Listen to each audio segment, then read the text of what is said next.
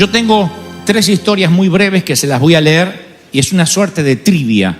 A ver si ustedes pueden identificar cuál es el elemento común que une a estas 3 historias. Las 3 están en las Escrituras, pero tienen un común denominador. Tienen algo que las, insisto, las aúna, las mancomuna y es algo que como denominador aparece en las 3 pequeñas historias. La primera es relatada en el primer libro de la Biblia, Génesis 41-42, donde dice: entonces el faraón, que era el comandante en jefe de aquel entonces, quitó el anillo, la alianza de su mano y la puso en la mano de José, reconociendo el favor de Dios sobre lo que hasta hace poco era un preso, un esclavo. El faraón le coloca un anillo y le dice: todo el mundo reconozca a José que tiene el favor de Dios. Maravilloso. Me voy a Esther, avanzo unos libros y llego al libro de Esther, capítulo 8, versículo 2, y veo que el rey quitó su alianza, su anillo de su dedo, el cual había recuperado de Amán, y se lo obsequió a Mardoqueo.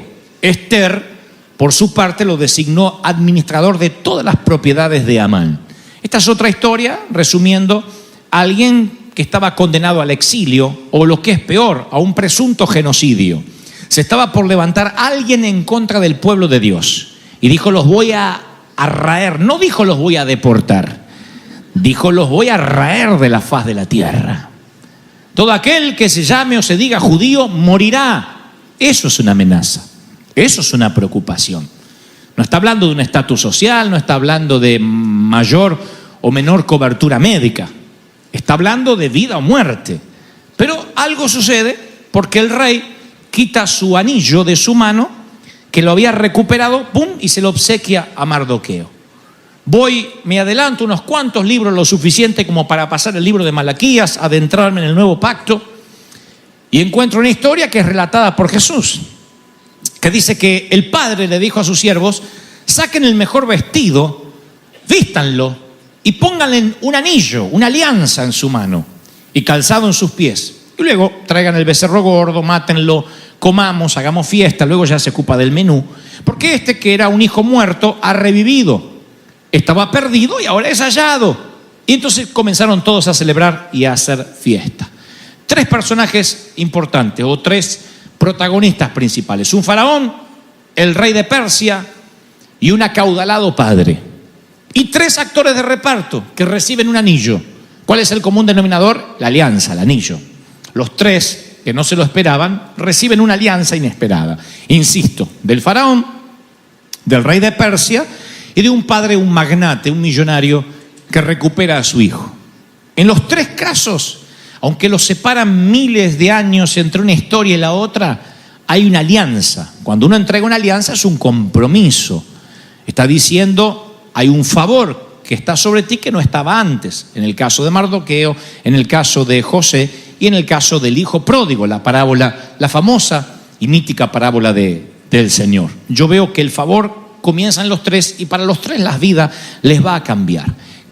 A los 3 les iba a ir mal, tanto a Mardoqueo como a José como al hijo pródigo. Interviene el faraón de la época, el comandante de la época, el jefe, el presidente electo de la época, y les da una alianza y dice: con ustedes va a haber favor, contra todos los pronósticos, contra todas las diagnosis, contra todos los análisis políticos. Y ahí es cuando yo entiendo que el favor de Dios, si tuviese que definirlo de alguna forma, es caminar bajo cielos abiertos, aun cuando para el resto de la sociedad los cielos estén cerrados. ¿Tiene sentido lo que trato de decir? Favor de Dios no es cielo abierto para todo el mundo. Favor de Dios es estar en una guerra y como tienes el favor, el de al lado queda herido, el otro le salpica una esquirla de bala o de explosión y a ti nadie te toca. Estás parado ahí en el medio de la batalla. No es ausencia de guerra, sino favor de Dios. Siempre sobrevives. Había una frase por ahí que decía: soldado que escapa sirve para otra batalla. Por eso es bueno escapar a tiempo. Entonces, cuando alguien tiene favor, la libramos. Uy, la libró. Siempre dice: pero ¿qué pasa? Está lloviendo sobre todo el mundo y es el único que está seco es él. O todo el mundo está deseando lluvia, no llueve para nadie y al campo de él le llueve. Eso es el favor de Dios. cuando contra todos los pronósticos viene el rey y sin ninguna explicación dice, voy a tener consideración. Soplan vientos, vienen ríos, vienen tormentas, pero el favor de Dios, de pronto el viento ya no viene de frente, sino que viene de cola, y mientras que a otros les tarda, 10 años, el favorecido le tarda 1 año. Mientras que a otros les tarda toda una vida en lograr una compañía, quien tiene el favor de Dios se le aceleran los tiempos. Es como que, ¿se acuerdan de esos juegos de niños que teníamos de mesa que dice, avance 10 casilleros? No había cosa más bonita que oír eso. El favor de Dios es lo que nos lleva siempre un paso adelante. Y muchos son muy efectivos, pero llegan a pocos. Otros comienzan compañías y hacen grandes negocios a la misma, paralelamente inician otra compañía, alguien que también se congrega en la misma iglesia, siembra como él, diezma como él, es piadoso y no puede hacer que el negocio le prospere. Conozco gente así, que me dice, empecé el negocio y me llenaron de demandas, me está pidiendo cosas el gobierno que no puedo cumplir, no me llega la licencia. Y hay otros que emprenden, pero lo que se les ocurra. De modo que uno dice, ¿será que Dios selecciona a algunas gentes de manera arbitraria y totalmente parcial? No, es que algunos entendieron lo que es creerle a Dios y que eso abre los cielos. Ahora, la incredulidad te cierra los cielos. Por eso el pueblo de Israel pereció en el desierto. Esa primera generación, dijo el Señor, a causa de su incredulidad me provocaron. Provocar a Dios, ¿sabe lo que es provocar a alguien? Escupirlo en el rostro, pegarle, insultarlo. Y el Señor dijo, me provocaron con su incredulidad. ¿Cuál fue la incredulidad? ¿Cuál fue el acto de provocación más grande de Israel? Uno de ellos es que Moisés sube a la presencia de Dios o al monte para estar con Dios y ellos les agarran un susto y se aferran a un becerro de oro. O lo que es peor, funden un becerro de oro. El becerro de oro hoy también puede ser tipificado en el crédito. Está bien que tengamos crédito. Si me dices, ¿qué prefieres, Dante? ¿Vivir sin crédito o con crédito? Y crédito. No me gusta cuando me niegan un crédito. No me gusta cuando dice está excedido. Me gusta cuando dice, uy, cuánto puntaje tiene, qué lindo crédito tiene Gebel. Me encanta. El problema es si mi fe está puesta y mi contentamiento está puesto en el crédito que tengo. El Señor te prueba a diario, a ver si tu contentamiento se mantiene igual. Esto no es ser un enajenado social, que no te importe nada, porque uno se preocupa, somos humanos, somos tripartito, cuerpo, alma y espíritu. Y la parte almática se preocupa, está bien, pero ten cuidado de que esa línea fina no se te mueva y de pronto tu fe esté un poco más debajo que de Dios. Tu fe puede estar a veces afianzada en un título, en un estatus. Hay mucha gente que ha llegado aquí y apenas cruzó la frontera y se vino para estar mejor financieramente, su estima se dañó porque el título de abogado le quedó de aquel lado y no pudo homologarlo aquí. O porque el título de ingeniero le quedó tras la frontera y no pudo homologarlo aquí. Entonces se frustra, o de médico, de lo que sea, porque dice, no soy nadie, yo no soy nadie. Dios te dice, ¿y qué? ¿Tú eras bendecido porque eras alguien? ¿De verdad pensaste que eras alguien del otro lado de la frontera? No eras nadie. Sin mi favor no eres nadie. Tú puedes ser abogado, ingeniero, arquitecto, puedes ser doctor en divinidades. Sin el favor de Dios eres un necio.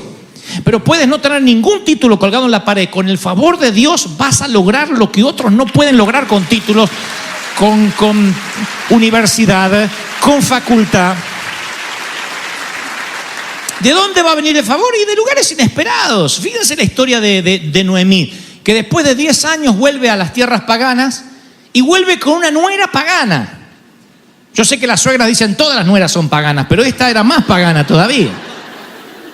Era moabita, había una maldición de 10 años sobre Moab de parte de Dios e Israel.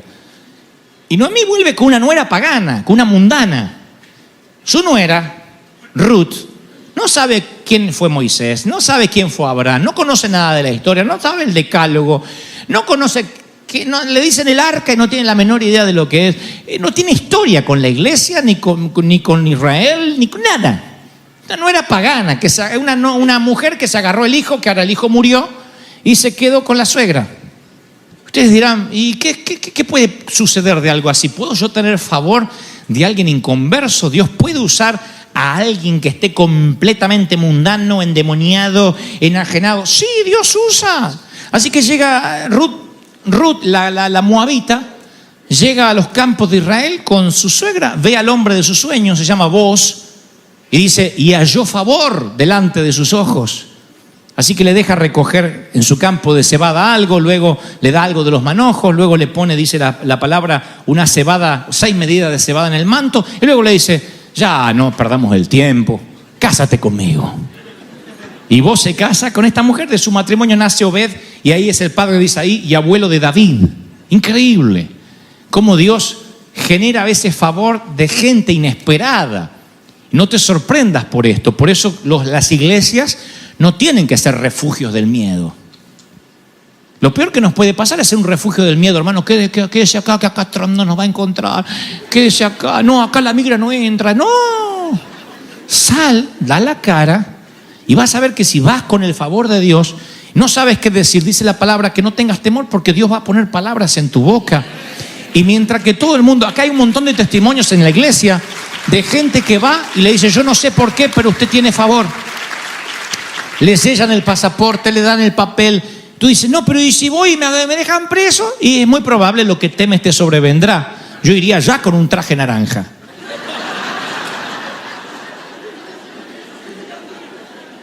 Y calzón al tono. Claro, porque si vas como con mentalidad de refugio del miedo, y eso te va a pasar. ¿Cuánta gente sale del banco y dice, yo sabía que no me lo iban a dar? Yo sabía. ¿Y para qué fuiste? ¿Tenías fe en que no te lo iban a dar? La fe funciona a favor o a la inversa. ¿Cuánta gente mira el diagnóstico médico y dice, yo sabía, sí, azúcar en la sangre es hereditario. Mi mamá se llenó de hormiga apenas murió. Esto es así. Mi papá orinaba y subían las hormigas así. Por la orina de lo dulce que era. Yo sabía, porque sabías, tienes la enfermedad que tienes. Si tú dices, no, la palabra dice que aunque los padres coman las uvas agrias, los hijos no heredarán la dentera. Se corta toda maldición en enfermedad, en pobreza, en miseria. ¿Reciben esta palabra, sí o no? Así que pierden el temor a la gente, desde el gobierno hasta el último, pierde el miedo. Dios te da favor, te para la policía, Dios te da favor. Pero no tiene que haber entre nosotros gente que diga, ay, no, que no me vayan a agarrar, ay, no, están allá en la esquina. Claro, no te vas a meter en la boca del lobo. Pero si algo te sucede, tienes el favor de Dios. Las veces que a mí en los aeropuertos me mandaron al cuartito porque había alguien que se llamaba como yo, que estaba buscado, o porque aleatoriamente decidían hacerme un análisis exhaustivo del FBI, yo nunca fui con miedo. Porque digo, tal vez Dios quiere que me metan preso para transformarme en Nelson Mandela. No hay que tener temor. Tienes el favor de Dios. Y cuando tienes el favor de Dios, la tienes con gente que no te esperas, con faraón. Estos tipos que le daban las alianzas, el faraón, el rey de Persia, no eran presidentes electos que parece que suenan amenazantes. Eran tipos que no le gustaba la cara y te mandaba a cortar la cabeza. Y esa noche dormían tranquilos, Salían a matar gente y no había quien le dijera porque era el rey. Según su desfasaje hormonal, ¿te dejaba vivir o no te dejaba vivir? Tenían varias esposas. ¿Ustedes se piensan que convivían con la suegra? No, las mandaban a liquidar.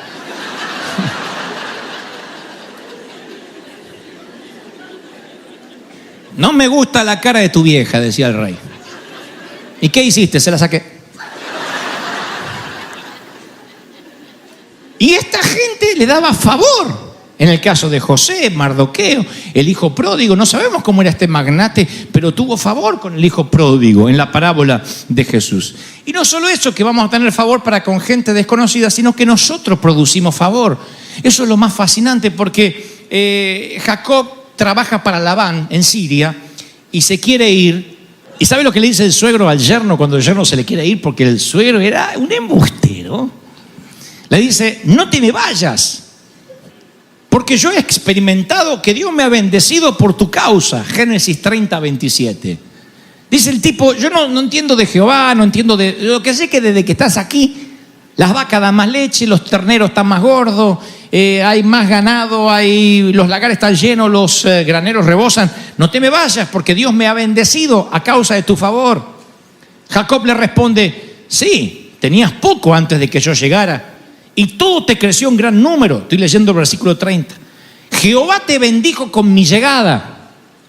Por eso yo digo que este país, este gran país, no me cabe la menor duda que es bendecido por la iglesia de Cristo. Somos la sal que cambia el sabor a la sociedad, a la política.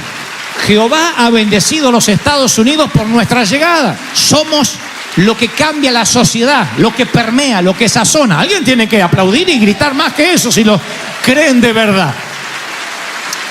Dios te bendijo, Labán, porque yo estoy. Y Jehová, oigan esto, Jehová estaba con José. Ahora cambié de historia. Y fue varón próspero. Y el favor de Dios estaba en la casa de su amo, el egipcio. O sea que no estaba solo con él, sino cómo era el egipcio. Y capaz que era un adúltero, capaz que era un mentiroso, un ladrón. Pero tenía en la casa un hispano. Con favor de Dios. Hay compañías, hay empresas que son bendecidos, no porque ellos sean buenos ni hagan las cosas bien, sino porque hay gente justa caminando a su lado con el favor de Dios y mantienen los cielos abiertos alrededor de donde se mueven. ¿Sabían eso? El favor mantiene los cielos abiertos. A tu compañía, a la compañía para la cual trabajas, le va bien porque estás ahí. Te va a tocar que cuando te vayas de algunos sitios te vas a dar cuenta que la cosa no es igual. Y tú dices, pero si yo no hacía cosa importante ahí, pero mantenías los cielos abiertos. A lo mejor solo eras el que llevaba el correo. A lo mejor solo limpiabas, pero mantenías los cielos abiertos. No dice que según el orden de importancia de lo que hagas ejecutivamente mantendrás los cielos abiertos. Punto. Tiene favor de Dios y tiene favor de Dios. Y vas a cortar el césped a la casa de alguien y si eres el jardinero oficial, abres los cielos sobre esa casa. Fue la sirvienta de Naamán la que abrió los cielos para que la lepra se fuera de su amo. ¿Cuándo su amo recibió a Dios o creyó en Jehová? Nunca. Pero fue la sirvienta la que lavaba los calzones de Naamán, porque ella se lavaba la ropa interior de Naamán, la que se dio cuenta que las ingles de Naamán estaban llenas de sangre. Y estaba manchando su ropa íntima. ¿Por qué pienso esto? Porque es ella la que se da cuenta. O sea que la sangre, la lepra no estaba por fuera. O si estaba por fuera se la tapaba con la armadura, con el traje militar.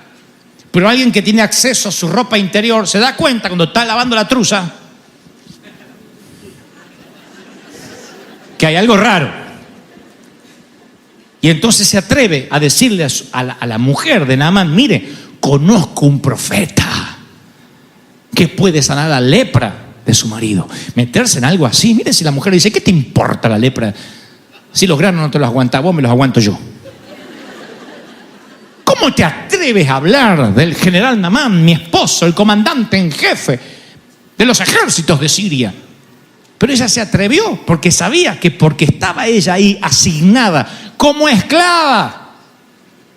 Porque algunos piensan, no, ¿y lo que yo hago? Si yo soy el que limpia, si yo soy el que arregla el motor, ¿cómo Dios va a abrir los cielos por mí? No importa lo que hagas, Dios te pone allí enquistado, disfrazado de algo, de cualquier oficio, para que abras los cielos, para que traigas favor. Alguien tiene que recibir esta palabra y decir, lo estoy recibiendo. ¡Aleluya!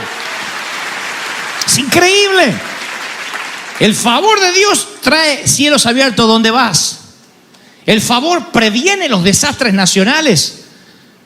Porque vuelvo a la historia, en Persia querían destruir a todos los judíos. Era el primer Hitler de la historia el que se levanta en los tiempos de Esther. Pero dice la palabra, cuando vio a la reina Esther que estaba en el patio, ella obtuvo favor ante los ojos del rey. Esther 1:15. 5 veces la Biblia menciona que ella obtuvo el favor del rey. Y entonces se previene un desastre nacional. Se previene un genocidio a causa de una mujer. Recuerden la palabra que su tío Mardoqueo le dice, Esther, no sea que Dios te haya traído aquí precisamente para un momento como este. ¿Por qué le diría una frase así su tío? Porque Esther siente que ha perdido su vida, que no ha hecho nada con su vida y que por lo que ve tampoco va a hacer mucho. Esther no es una profeta, no es una ungida, no tiene grandes revelaciones. De hecho, Esther es el único libro de las Escrituras en que no aparece nunca la palabra Padre, ni Dios, ni Hijo, ni Espíritu Santo. Casi es un libro secular, si no fuera porque está incluido en el canon bíblico, escritural. Y sin embargo, creo que en un momento Esther piensa, ¿y para qué estoy acá? ¿Cuál es mi propósito? ¿Será que Dios me va a usar en algo? Afortunadamente, tuvo un tío lleno de Dios que le dijo, Esther, ¿No será que Dios te trajo, te gestó, te preparó precisamente para un momento? Para un momento. Imagínate un momento álgido en tu vida, un momento de coyuntural, donde cambias tu vida y cambias la vida de todos. Puedo darle ejemplo de personas que han tomado una sola decisión y el mundo ya no fue como antes a partir de esa decisión. Desde inventos, desde el celular que portamos la gran mayoría, al que inventó la luz eléctrica, al que declaró una guerra, algo que cambió el mundo. A veces un solo botón en el Pentágono puede cambiar el mundo tal como lo conocemos. Una bomba atómica en Nagasaki, Hiroshima, cambia para siempre la historia bélica en el mundo. Para bien, para mal, una sola decisión puede trastornar las circunstancias. Eso es lo que Mardoqueo le dice a Esther. Esther, tal vez Dios te trajo para un momento como este.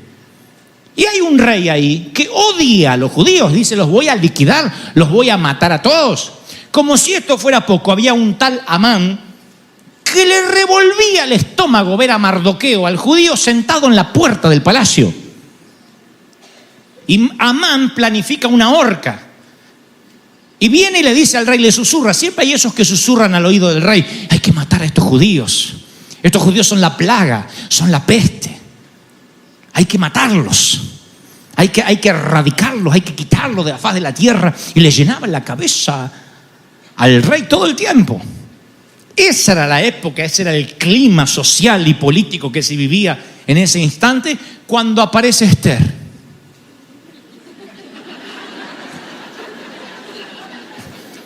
¿Vieron cómo pongo un pie delante del otro? Así me dicen que hay que caminar las modelos y la cabecita derechita como si tuvieras arriba una caja y no se te cae. Cuando la ve el rey, dice, ¿no era que los judíos eran todos feos? Y halló favor. ¿Saben lo que es favor? Le gustó. ¿Quién es esa? Esther, la judía. 5 veces dice que halló favor. O sea que le gustó y le regustó y le recontragustó.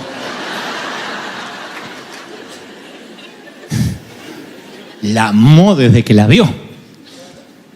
Y halló favor. Y a causa de Esther se trastocó. Este que le hablaba al oído al rey, la horca terminó siendo para él. Primero tuvo que honrarlo a Mardoqueo. Bueno, una historia fascinante, parece un cuento de Disney porque se da vuelta así, como si un guionista estuviese haciendo a propósito que ocurrieran los hechos. Pero es Dios quien le ha puesto favor en Esther. Y el Espíritu Santo me dice que te diga, no tienes que hacer nada, solo creerme a mí, los cielos se abrirán sobre ti y aquel que te persiguió, aquel que te quiso cerrar las puertas, tendrá que honrarte.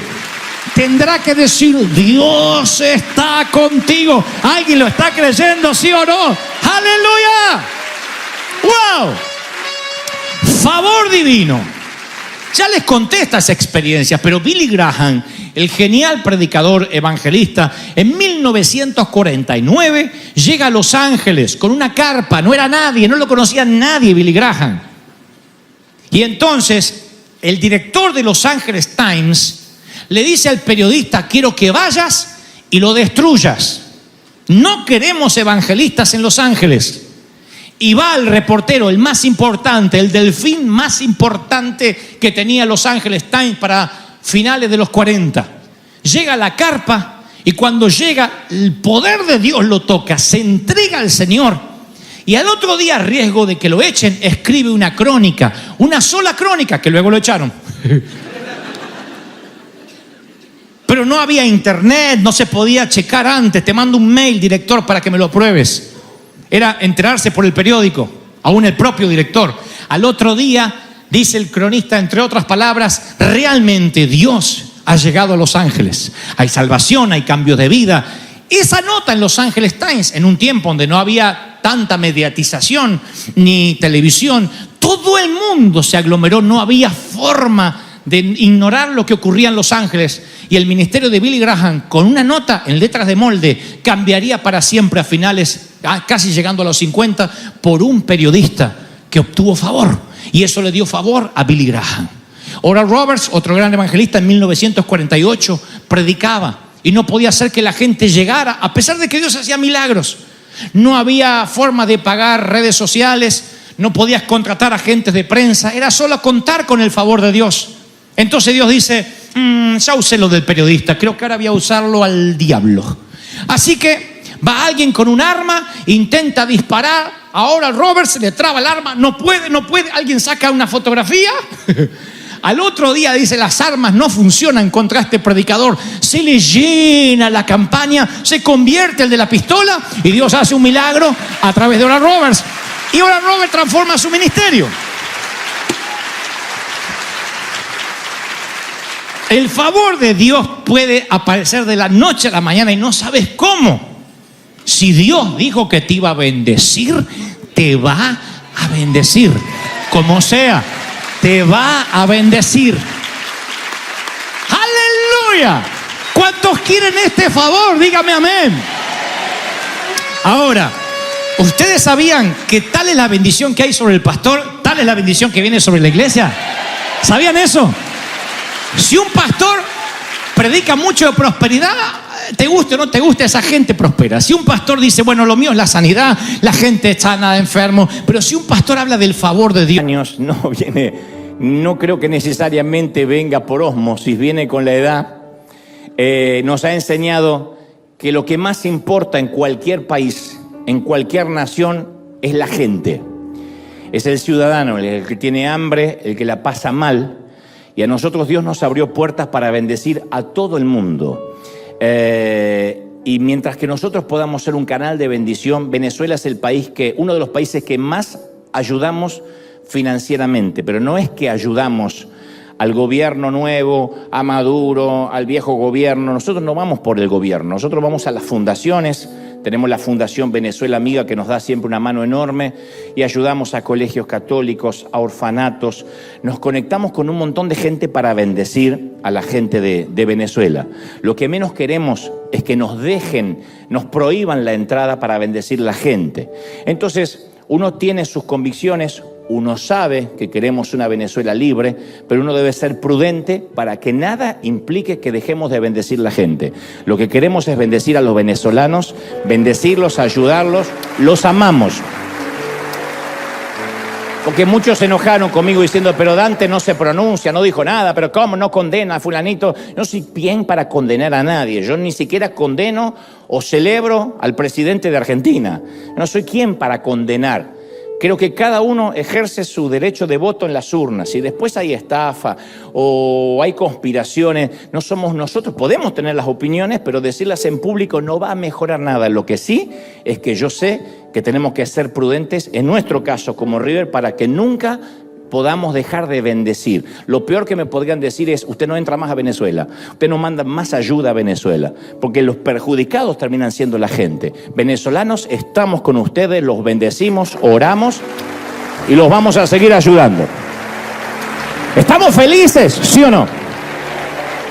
Que me digan que soy un tibio, un pecho frío, no me importa. Yo sé que no le debo explicaciones a nadie, mientras que cuando me arrodille delante del Señor, el Señor me diga, sé sabio y bendice al pueblo que yo te abrí puertas para bendecir.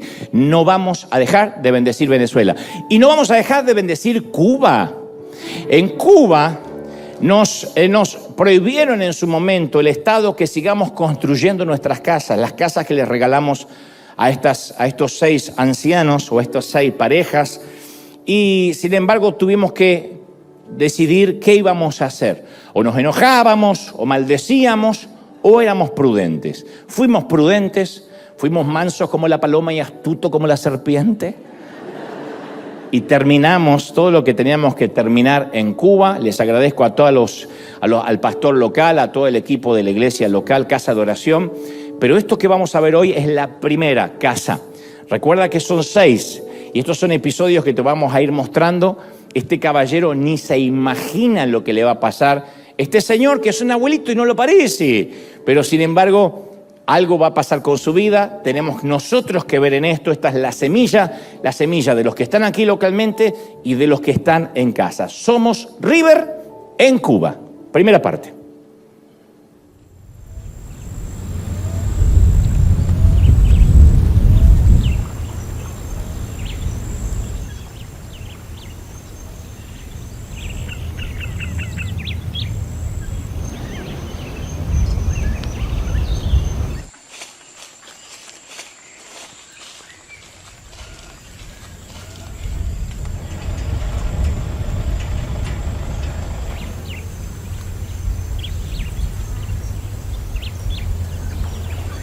Y esto que estamos viendo aquí atrás, cuénteme qué es. Esa es la vivienda también donde yo vivía. Esta es mi casa. Ya yo hace como 3 meses me fui de aquí. La llave del centro, que es la que hiciera tranca la casa, se partió. La cumbrera, que es ese palo largo de arriba, se partió también. Entonces todas las tablas, todas, están comidas de convejeo, que es un bichito que se las come. Entonces, imagínense, tuve que abandonarlas. Ir para allí para casa de mi sobrino, me prestó la casita de él, hasta que Dios permita.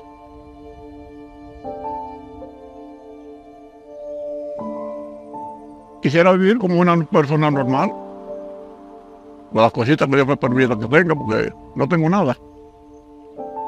Y así.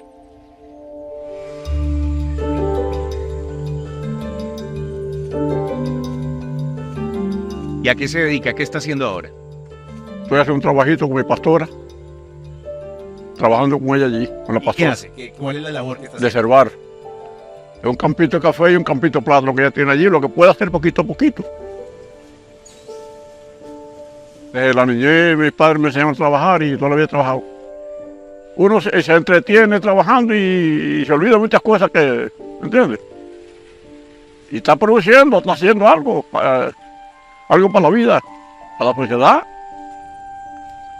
Imagínense, hay que seguir. Poco a poco, pero hay que ir para adelante.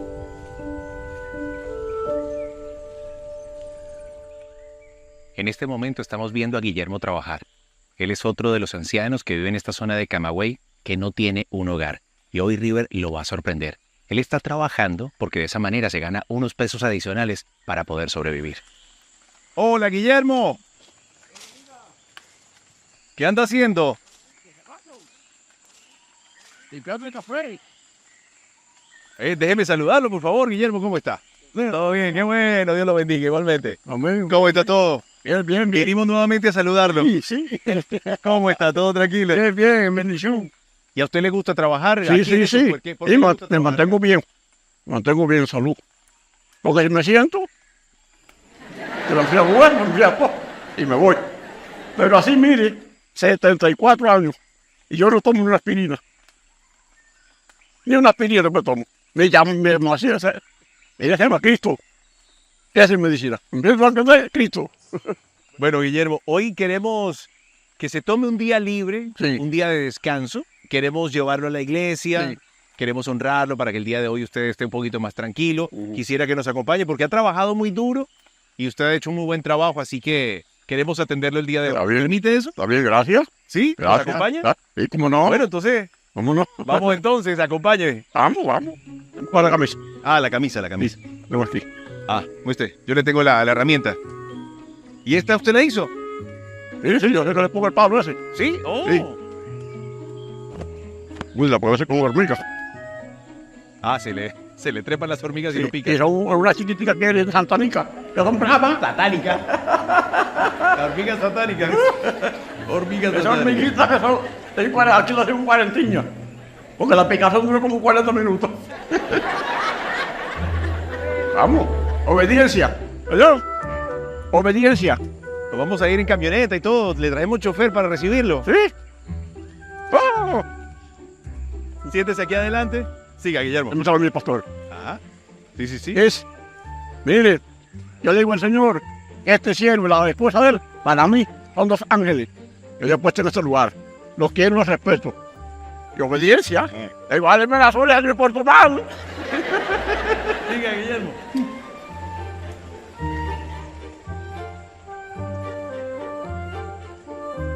Gracias. Aleluya. Dígame una cosa, Guillermo, ¿y qué le faltaría a usted o qué sienta que necesita para sentirse un poquito más contento, más pleno? Le voy a decir algo, hermano. Yo no soy interesado en nada. Lo que Dios me dé, me siento bien con eso. Si me da algo de gloria, dije, no me da de gloria, ¿qué voy a hacer? Hay que dar con paciencia y con esperar de Dios. Todo viene con el tiempo de Dios. El tiempo para reír, para llorar, para trabajar, para romper piedras, para todo el tiempo. Bueno, Guillermo, lo queremos. Le voy a poner si está bien con usted, le voy a poner una venda porque le queremos dar una sorpresa. Esto lo voy a poner en los ojos para taparle los ojos. Sí, no hay para problema. sorprenderlo. No hay problema. No hay problema. Usted me lo permite. Obediencia. Obediencia. Es la palabra Obediencia. Obediencia. No le quiero tapar la nariz. Obediencia. Y tiene un poquitito la cabeza para adelante. Obediencia.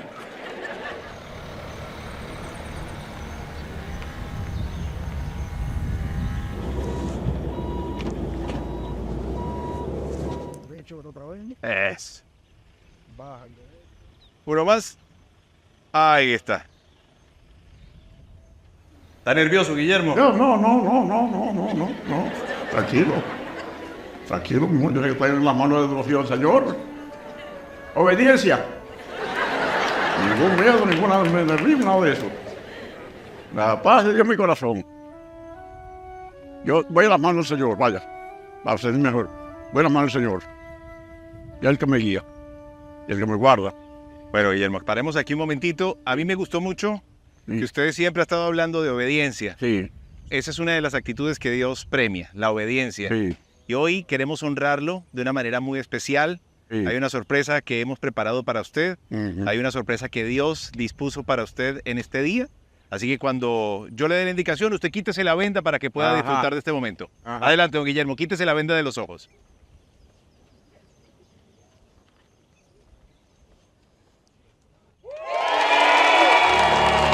Gloria a Cristo. Gracias, Señor. Gracias, Padre.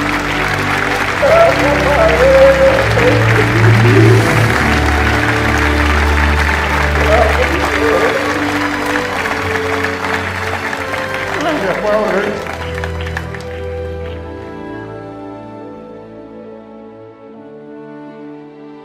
¿Cómo está, Guillermo? Bien. ¿Está contento? Sí. ¿Qué siente? Sí, Cuénteme. sí, me siento bien, sí. Tranquilo. Tranquilo. Aquí tenemos la llave de su nueva casa. ¿Sí? Sí, señor. Esa casa es para usted, Guillermo. Amén, Porque gracias. usted ha sido obediente Gracias a Dios, gracias, Señor. y Dios ha estado mirando todo lo que usted ha hecho de esta tierra. ¿Cuál es? ¿Y cuál es? Sí, yo sí. La amarilla. La que usted me diga. Esta amarilla.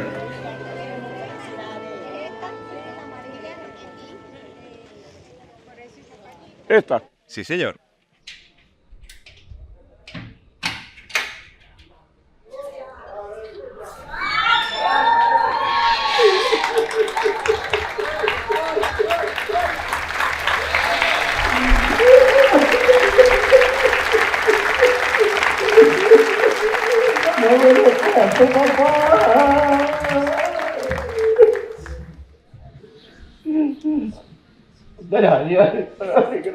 Gracias. Venga, Guillermo, para que conozca su casa. Déjeme, yo le ayudo a levantarse. Gracias. Bienvenido a su casa, Guillermo. Gracias, Padre. Qué belleza, papá. Ay, Padre. Por esa belleza es un palacio, Padre, que no tengo una puesta en mis manos. Es un palacio, papá. Qué lindo, Padre.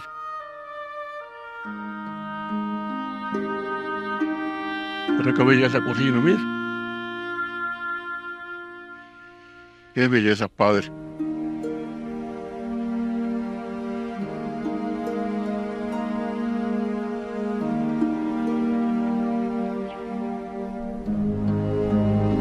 Aleluya, Padre, Padre. Gracias, Padre.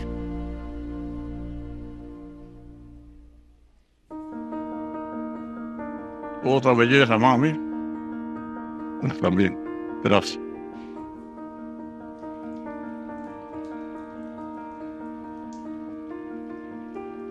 Tampoco tenía ducha, Guillermo. No. Con una cubeta y coger agua para nada. Un cubo. Una cubeta. Cargar agua para el baño. Y con una vasija, echar agua y coñar.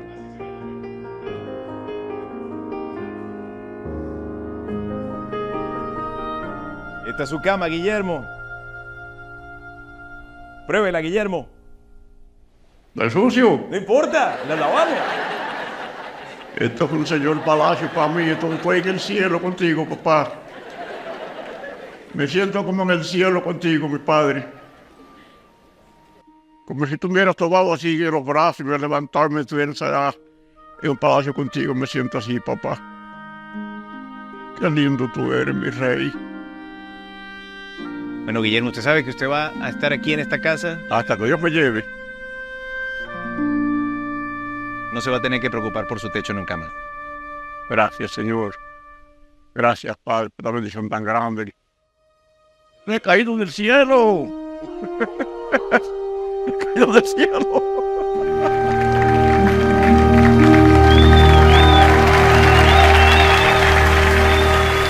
Un saludo enorme, esa es tu semilla, el aplauso para todos los que siembran y hacen esto posible. Es el primero, es el caballero que vive solo, después los demás son matrimonios de abuelitos. Vamos a pronto ver la segunda, tercera, cuarta, quinta, sexta parte. Es maravilloso y ya están viviendo ahí, nada más que recién ahora lo estamos viendo.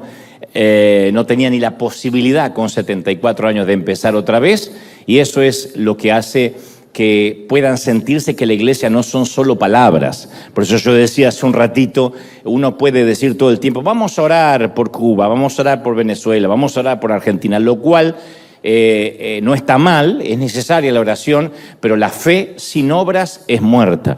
Y cuando uno lo hace por estos pequeñitos, lo hace por el Señor, ¿sí? No solo oramos, sino que damos. Esto es iglesia, ¿o no? Dios te bendiga, gracias. Muy bien, ¿estamos listos para lo que Dios nos va a hablar, sí o no? Entonces, quiero que me prestes muchísima atención, que abras los 5 sentidos, aún el sexto, pero no para decir, veo gente muerta, no. El sexto sentido es para que el Espíritu Santo hable al corazón. I feel the people. Una vez te conté que un grupo de psicólogos plantearon un ejercicio hipotético, por cierto, muy interesante. Los participantes de este experimento tenían que leer el resumen de la vida completa de otra persona. Y el resumen era más o menos así. Se les entregaba copias donde aparecía, insisto, el resumen de esta vida. Decía, Luciana nacerá durante el mes de agosto. A medida que crezca, desarrollará algunas dificultades de aprendizaje que le va a impedir leer correctamente. Debido a esta suerte de dislexia, va a luchar en el colegio por el resto de sus años escolares y nunca va a pasar más allá del promedio, nunca obtendrá calificaciones altas. Luego, promediando los 19 años, Luciana estará involucrada en un accidente provocado por un conductor ebrio. A raíz de este accidente, ella va a perder su pierna derecha y estará obligada a usar una prótesis por el resto de su vida. Con el tiempo, ella va a conseguir un trabajo, un empleo estatal, pero aquel accidente la habrá marcado de por vida y entonces, por alguna razón, su estima se vio afectada y ella no será capaz de iniciar una pareja y mucho menos una familia. En su vejez, ella, Luciana, terminará en un asilo para ancianos y pasará la mayor parte de sus años altos completamente sola. Ese es el resumen de la vida.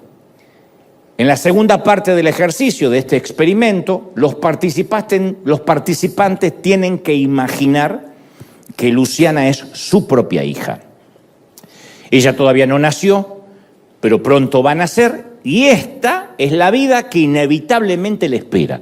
Este resumen es lo que va a ocurrir. Y se le da a los participantes un solo minuto para cambiar algo en la historia de Luciana. Solo tienen 1 minuto para cambiar algo. Con borrador en mano y un cronómetro, ellos pueden eliminar lo que quisieran de la vida de Luciana. La pregunta de los participantes era, ¿qué borramos primero? ¿Qué borraríamos nosotros primero si fuera nuestra hija? Bueno, francamente, muchos de nosotros borraríamos sus dificultades de aprendizaje, a priori, para empezar, el accidente del auto, por supuesto, y la vejez en soledad en el asilo. Esas 3 cosas las eliminaríamos rápido, en menos de un minuto. ¿Por qué? Porque amamos a nuestros hijos y quisiéramos todos, si somos padres medianamente buenos, que quisieran que vivieran una vida sin estas luchas, sin dolores, sin fracasos. Todos quisiéramos que la vida de nuestros hijos estuviera libre de dolor, libre de angustia, libre de pesares. Pero la verdadera pregunta es, ¿esto sería realmente lo mejor, que le elimináramos a nuestros hijos todas las dificultades? ¿Realmente en el fondo pensamos que una vida libre de cualquier dificultad los va a hacer felices? ¿Y qué tal si borráramos una dificultad que los va a motivar a orar y buscar a Dios? ¿Qué tal si quitamos algo de su vida que justamente por ese aguijón es que se acercan a la presencia de Dios y nosotros lo borramos? ¿Qué tal si borramos la dificultad que le va a enseñar a tener resiliencia, va a forjar su carácter y le va a enseñar a tener gozo a pesar de las dificultades difíciles? Y nosotros terminamos haciendo de nuestro hijo un pusilánime, un timorato, porque borramos aquello que justamente en la vida lo iba a fortalecer. ¿Qué tal si borramos justo esa circunstancia difícil que lo va a despertar al propósito de Dios en su vida? Y nosotros vamos y lo borramos. Yo sé que suena fuerte, pero todos los que somos adultos sabemos que el contribuidor número 1 para la madurez espiritual, para la madurez emocional, no son los mensajes, no son los sermones, no son los libros, no es el congregarse semanalmente. El contribuidor número 1 para la madurez espiritual siempre son las circunstancias difíciles. Eso es lo que nos hace quienes somos. Eso revela de qué estamos hechos, de qué madera estamos forjados. Y diré esto, no puede haber un despertar espiritual si antes no hubo un adormecimiento que Dios permitió. No puede haber un real encuentro con Dios si primero no ocurrió un desencuentro, un alejamiento del Señor. Dicho esto, quiero meterme de lleno en la historia de hoy, que es, como dirían los chilenos, harto conocida. Es muy conocida, pero que tiene algunos aristas que son sorprendentes. Posiblemente sea la historia más conocida que relató Jesús, que es obviamente la del hijo pródigo que aparece narrado en Lucas capítulo 15. El hecho de que sea una parábola, o sea, una suerte de metáfora, no impide que sea una historia llena de eventos de la vida real. O sea que cuando uno escucha la historia del hijo pródigo es imposible oírla o leerla sin identificarse en alguno de sus puntos. La palabra dice que un hombre tenía 2 hijos, sé que la mayoría lo sabe, pero la repasamos rápido. Un hombre tenía 2 hijos y el menor de ellos un día le dice al papá: padre, dame la parte de la herencia, de la hacienda que a mí me corresponde. No voy a esperar a que te mueras para cobrarla, quiero cobrarla por adelantado. Y no muchos días después, dice el Señor en esta historia, el muchacho, juntándolo todo, el hijo menor, parte lejos a una provincia apartada. Y allí desperdició toda la herencia, toda la hacienda, viviendo la vida loca, diría el apóstol Ricky Martin, viviendo perdidamente. Una versión dice una provincia apartada, pero hay otra versión que dice se fue a un país lejano, Como sea, la audiencia judía que escuchaba esta historia sabía que cualquier lugar lejano era considerado un sitio gentil, un sitio pagano. La implicación era clara, obviamente. El hijo no solo le dio la espalda al padre, o sea que no era meramente una cuestión familiar, sino que también le dio la espalda a su fe, a la creencia de toda la familia. Se fue en busca de una tierra o un país en el que no tendría que dar cuentas a nadie, donde supuestamente sería libre. Yo leía que en 1904, allá hace muchos años, el escritor escocés James Matthew Barrie escribió Neverland, la tierra del nunca jamás, que se trataba de una isla ficticia donde los niños nunca crecían y vivían sin ninguna regla, sin ninguna responsabilidad, y se hacían llamar a sí mismos los niños perdidos. Una novela famosísima. Más tarde, en 1953, Walt Disney haría popular Neverland, la tierra del nunca jamás, con el personaje principal Peter Pan y su famosa Isla de los Sueños. Yo no estoy seguro si el escritor escocés se basó en la historia de Jesús, pero curiosamente hay muchas coincidencias en ambas metáforas. Ambas son historias ficticias, una es una parábola, otra es una novela, pero hay muchas coincidencias, porque de alguna manera u otra, todos en algún momento hemos viajado a un país lejano. No hablo en términos geográficos, sino en términos emocionales, en términos espirituales. Yo me refiero a esa temporada de nuestra vida en la que decidimos alejarnos y Dios no fue invitado ni fue bienvenido a nuestra travesía. Todos pasamos por eso. El que no diga que no, Dios bendiga tu hipocresía, pero todos pasamos. Ahora, no siempre tenemos en claro de cómo arribamos a ese lugar. ¿Cómo es que terminamos en nuestro ficticio Neverland? Una de las razones que motiva a muchos viajeros a irse a ese país lejano, lejos de Dios, es porque creen que nunca van a poder hacer feliz a Dios. Posiblemente esta sea la razón principal. Como el hijo pródigo, están convencidos que si se quedan en la casa del padre, se van a privar de vivir. Y a veces algunos creen que también Dios es un padre que tiene un listado largo de reglas diseñadas para quitarte toda la diversión de la vida. Es la primera pregunta que hacemos cuando venimos a Cristo. ¿Y ahora qué tengo que dejar? ¿Se puede bailar? ¿Me puedo tatuar? Si hago un cumpleaños, ¿puedo haber música secular?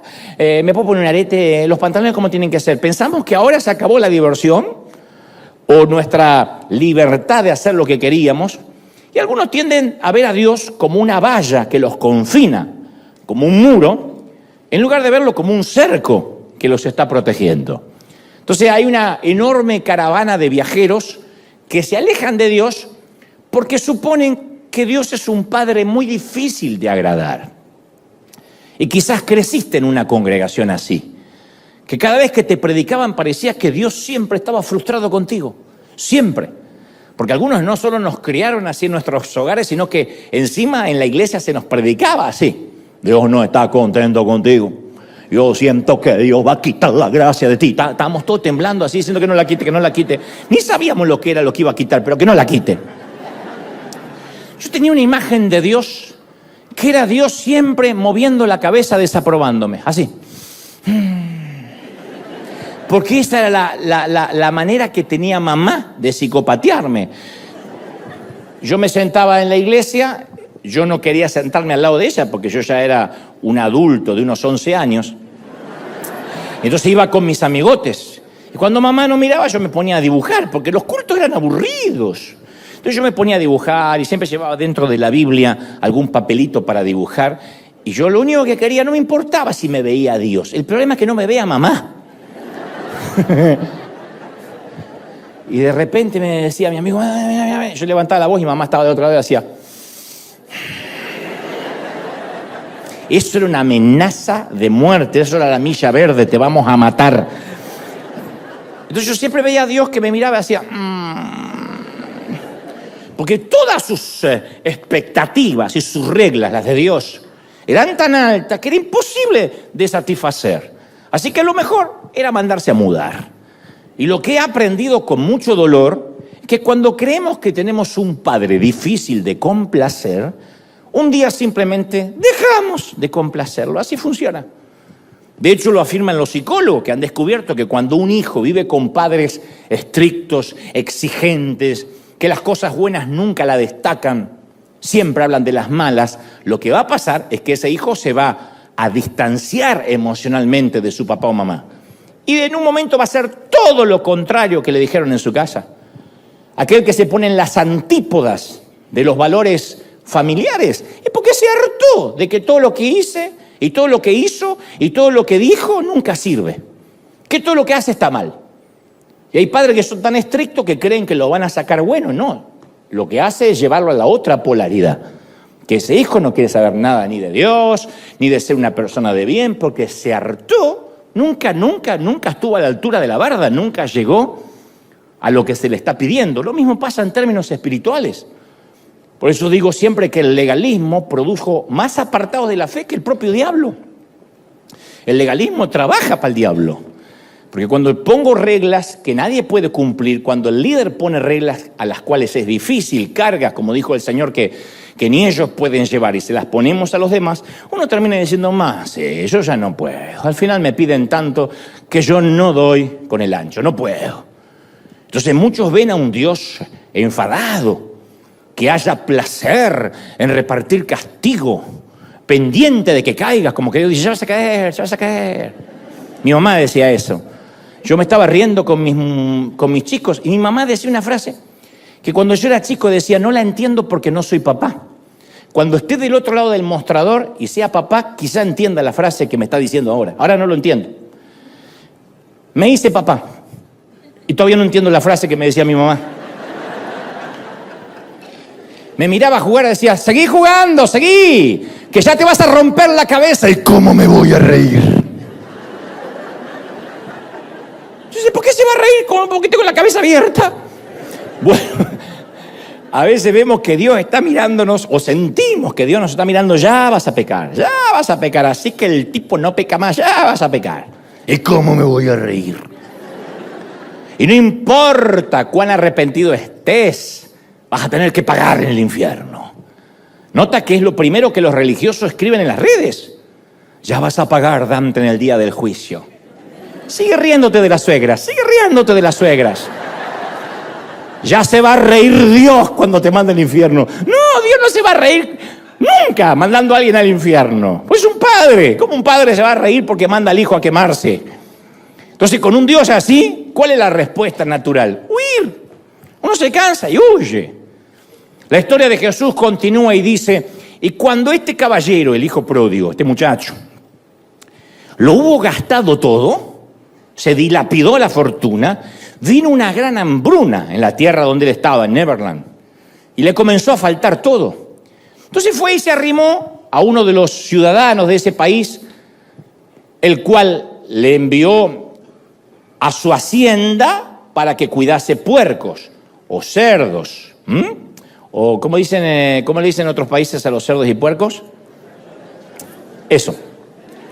Entonces, no escucho nada acá, pero lo mandaron a cuidar. El hombre dijo, bueno, sí, yo te doy un empleo, cuida los puercos, vete a la porqueriza a cuidar los marranos.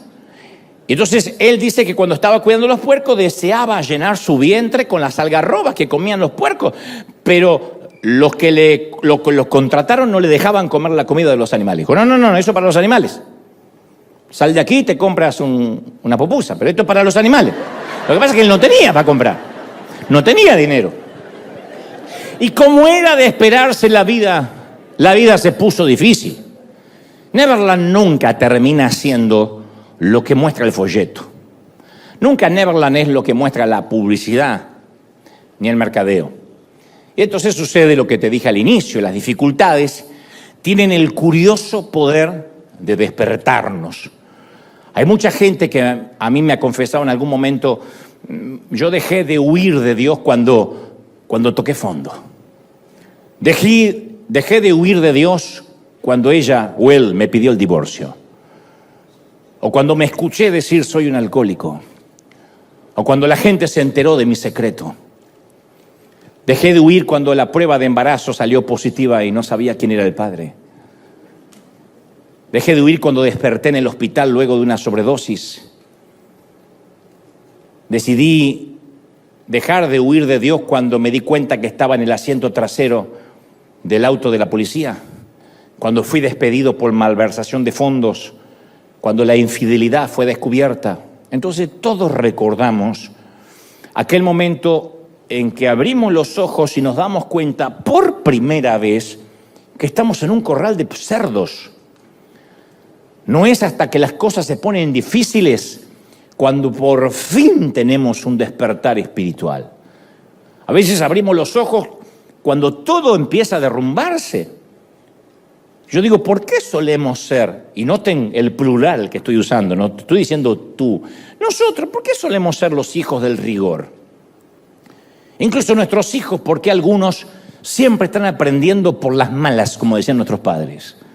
¿Por qué no pueden obedecer a la primera? ¿Por qué hay que amenazarlos, ponerles penitencia, quitarles el iPad, decirles si no suben las calificaciones, etcétera, etcétera, etcétera? ¿Por qué nosotros con Dios somos iguales? La mayoría.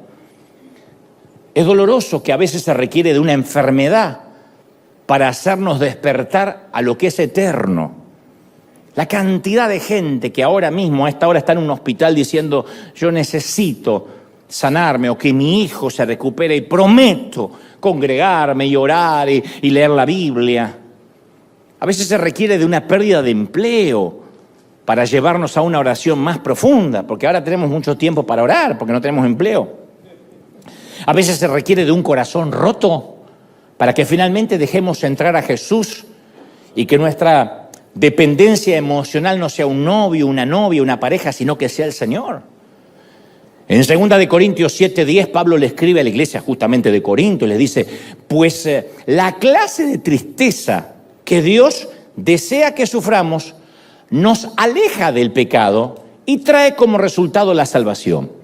No dice la tristeza que Dios causa, sino la que Dios desea, o sea, la que Él va a usar, las circunstancias que Él se va a valer para atraernos a Él.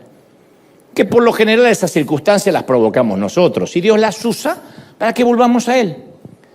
Las consecuencias de nuestras decisiones pueden ser a veces una alarma, danger, danger, danger, que nos hace recapacitar, que nos hace despertar. Cuando uno se encuentra en ese país lejano, en Neverland, es cuestión de tiempo para que nuestras decisiones nos alcancen. Voy a decirte algo que decían nuestros padres, las consecuencias llegan siempre. Por eso uno tiene que aprender con la edad a escuchar las alarmas. Cuanto antes aprendas a oírlas, tanto mejor. Y yo quiero decirte algo muy cierto. La eficacia de las alarmas está proporcionalmente relacionada al deseo que tengamos de oírlas o de ignorarlas. Uno tiene que decir, voy a escuchar las alarmas de mi vida, no las voy a ignorar. Cuando Jonás, el profeta bíblico, se aleja de la voluntad de Dios, el tipo se puso a dormir en el casco del barco y el capitán pagano le dice, ¿qué tienes, dormilón? ¿Cómo puedes dormir? Levántate, hombre, y clama a Dios. ¿Cómo puedes dormir en medio de la tormenta?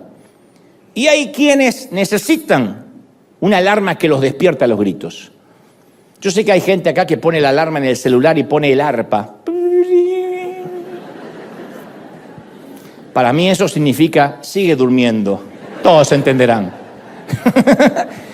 Otro necesita una bocina de avión, porque si no, de barco. Bueno, los aviones no tienen bocina, pero...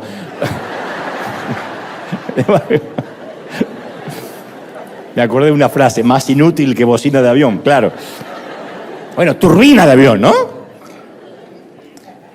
Y uno tiene que decir, las quiero oír, si no, no me voy a despertar. El cónyuge que tiene un matrimonio que se está cayendo a pedazos y vive en su propio mundo, mirando fútbol todo el día, es alguien que no está oyendo las alarmas.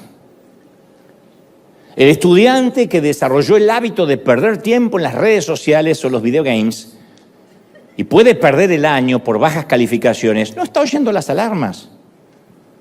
La madre que le vive gritando a sus hijos porque cree que eso es educar y no recuerda la última vez que se arrodilló a los pies de la cama para orar por ellos, es una dama que no está escuchando las alarmas. El padre que se va a trabajar antes que sus hijos se levanten y regresan después que se fueron a dormir, no está oyendo las alarmas. Posiblemente termine de pagar la casa, pero va a perder el hogar en el proceso. Entonces, no te engañes pensando que es tu vida y que no le debes explicaciones a nadie, porque tu viaje a Neverland siempre va a afectar a todos los marineros que viajan en tu barco, siempre. Las decisiones que tomamos van a afectar a todos los marineros que están a bordo con nosotros. Tarde o temprano las alarmas siempre suenan en Neverland, siempre. El hijo pródigo no oyó la alarma hasta que llegó al chiquero, no oyó ninguna. No la escuchó cuando le pidió la herencia a su padre. No oyó la alarma que estaba mal. No escuchó la alarma cuando sintió que su billetera estaba más flaquita, más delgada, después de festejar, de parranda en parranda y de reventón en reventón todos los fines de semana. No escuchó la alarma cuando llegó la hambruna y no tenía ahorros. Desoyó, hizo caso omiso a esa alarma cuando aceptó el trabajo de cuidar los cerdos. No se dio cuenta de que su vida iba de mal en peor. Uno lee esta parábola o esta historia y dice, ¿de verdad cómo es que el tipo no se dio cuenta que iba en declive? ¿Cómo pudo dormir durante todo eso? Lo que suele suceder es que cuando suena la alarma la apagamos y decimos, 5 minutos más. ¿O no? Hagan memoria de cuándo es que llegamos tarde a una cita. Por los 5 minutos más. Si uno tuviera la disciplina de decir salto de la cama, aunque esté muerto de sueño, pero en invierno, en pleno, un frío, bajo 18 mantas suena pi, pi, pi, pi, y sacas la manito así como E.T. y la apagas y vuelves a meterte. ¿Qué significa eso? Vas a llegar tarde, nunca son 5 minutos más. Entonces cuando uno se despierta, cuando nos despertamos nos preguntamos, ¿cómo llegamos hasta aquí? Entonces yo pregunto, ¿hay alarmas en tu vida sonando ahora mismo? Que estás apagando y apagando y apagando. Porque hay personas que piensan que para reaccionar tienen que tocar fondo. ¿Y qué tal si Dios está tratando de despertarnos ahora mismo para salvarnos de una angustia futura, para que no toquemos fondo? Pensemos como padres, ¿quién de nosotros dice, ya le va a agarrar un cáncer a mi hijo, ya va a tener un accidente casi fatal y entonces va a regresar a la casa de papi? ¿Qué padre, siendo injusto, da una mala dádiva a sus hijos? ¿Cuánto más el Padre Celestial? ¿Por qué pensamos que Dios quiere que toquemos fondo? Las gramas del cementerio y los hospitales no son los sitios a donde Dios le gusta hablar con sus hijos. Pero es donde generalmente más nos comunicamos con Dios, porque ya no tenemos otra opción.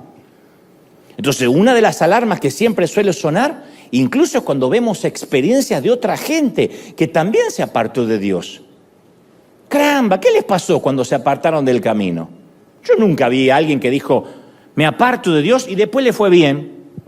Terminó siendo Elon Musk. El tipo, la tipa que necesariamente tener dinero no es que le vaya bien, pero digo, ni siquiera veo a alguien exitoso apartado de Dios. ¿Cómo le fue al compañero de trabajo que no fue honesto con su informe de ingresos? ¿Cómo le fue? ¿Cómo le fue a aquel que vivió mintiendo en la declaración de impuesto? Sí, zafó 1 año, 2, 3, pero finalmente lo cruzaron y lo eyectaron. ¿Cómo le fue a la vecina que pensó que podía coquetear con otros hombres sin que su marido se diera cuenta? ¿Cómo le fue al compañero que intentó copiarse del examen y se copió y fue pasando? ¿Cómo le fue al empresario que puso su trabajo antes que a la familia? Dios hace sonar las alarmas para que él pueda darse cuenta, el caballero, que todo el dinero que pueda acumular no le va a servir si después pierde a sus hijos. Y Dios hace sonar las alarmas para que ella, la dama, pueda ver de que no sirve de nada una casa bien decorada, una casa con la vajilla de los sueños, si en el hogar su marido y sus hijos no encuentran paz. Las alarmas siempre suenan. Nadie se levanta a la mañana y dice, ¡uy! ¡Fracasé! ¡No! Pero cuando nos damos cuenta que estamos dentro, viviendo una porqueriza, ahí nos percatamos que siempre necesitamos a Dios. Piensa en esto, el hijo pródigo quería romper la dependencia de su padre, se hartó, como mucho cuando decimos, basta, yo no me congrego más, basta que me digan lo que tengo que hacer. Bueno, el hijo pródigo se hartó de depender de papi. ¿A dónde recurrió para obtener los recursos? Al papi. Quiero mi herencia. Porque no es que dijo, me voy, hago mi vida y forjo mi propia fortuna. Para poder independizarse tuvo que recurrir al hombre de quien ya no quería depender. Me hace acordar a nuestros hijos. Yo quiero hacer mi vida. ¿Y le estás lavando los calzones? ¿De verdad? No te metas en mi cuarto, el cuarto que tú pagas. Hasta en la rebeldía, el hijo pródigo dependía del padre. Y yo pregunto, ¿cuán desesperada tendrá que ser nuestra situación para que nos demos cuenta que hasta en la rebeldía dependemos de Dios. Porque Dios hace así, cierra el grifo del oxígeno, como pasó en la pandemia con tantos, y dejamos de respirar a la edad que tengamos, ¡Puc! Un derrame, Dios lo permite y nos damos cuenta que en la salud dependemos de Dios, que para comer, para tomar agua, para bañarnos, en todo dependemos de Dios. Alejados o cerca, dependemos de Dios, somos dependientes de Dios, siempre. Depende el ateo, depende el cristiano y depende el ateo de Dios. Porque Él hace salir el sol sobre buenos y malos. Eventualmente el dinero se va a acabar, la hambruna va a llegar. Eventualmente el jefe va a decir, lo siento, tenemos que reducir el personal. No, pero ¿por qué? Next. El banco va a enviar una carta que indica el embargo de vivienda. Eso llega en algún momento de la vida. El arrendario entrega una notificación de desalojo. Los resultados llegan con un diagnóstico que no quisiéramos leer. Los resultados médicos. El celular suena y hubo un accidente, hay que ir al hospital. Esas cosas pasan cerca de Dios y lejos de Dios. Cuando uno está cerca de Dios, inmediatamente acude al Padre. Cuando uno está lejos, encima se le suma la soledad. Mira, yo he ido a visitar la cárcel algunas veces, no mucho, pero he ido algunas veces, me han invitado a dar alguna que otra plática, alguna charla en Buenos Aires, aquí. Y yo nunca voy a olvidar a uno de esos presos que se me acercó y me mostró una foto de su esposa y sus 2 niños. Él estaba condenado a perpetua. Y dijo, desearía no haber tenido que llegar a este sitio para entrar en razón. Tuve que tocar fondo para saber lo que me perdí. Yo no sé por qué usamos esa frase. Y bueno, toqué fondo. A veces hay que tocar fondo. No hace falta tocar fondo. Podemos despertar ahora mismo, en este mismo servicio, ahora, esta mañana, despertar ahora. No hace falta llegar hasta el chiquero. Y la historia relata que este muchacho, volviendo en sí, así dice la palabra, volviendo en sí, se ve que el tipo estaba enajenado, nubilado, en coma mental. Dijo, hey, ¿cuántos empleados, cuántos jornaleros en la casa de mi papá en este momento están comiendo muchísimo, tienen abundancia de pan y yo acá me perezco de hambre? No se comparó con su otro hermano, se comparó mínimamente con los empleados. Dijo, el que le sirve el café a mi papá gana más que yo.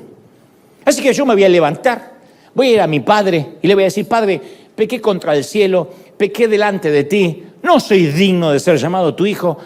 Por favor, contratame como uno de tus empleados. Quiero ser un empleado tuyo. Mándame a limpiar el gallinero, a arrear el ganado, lo que sea. No pretendo lo que perdí. Mínimamente un empleo. Cuando él llega a esta conclusión, no había nadie alrededor. Él y los puercos y los cerdos. Y esta es la conversación más difícil que todos alguna vez vamos a tener en la vida. No con el cerdo, sino a solas. Este tipo de honestidad es la más difícil. La persona más difícil con la cual ser honestos es con nosotros mismos. Somos nosotros a quien más nos mentimos. Usted dirá, no, le miento a los demás. No somos honestos con nosotros mismos. Rara vez uno es honesto consigo mismo. Porque nadie quiere decirse a sí mismo la verdad cruda. Conozco a muy pocas mujeres que se miran al espejo y se dicen a sí mismos, yo le vivo diciendo a mi esposo que cambie, pero la verdad que yo soy una negativa, vivo criticándolo por todo, lo vivo deshonrando, sí, así soy. No. ¡Yo!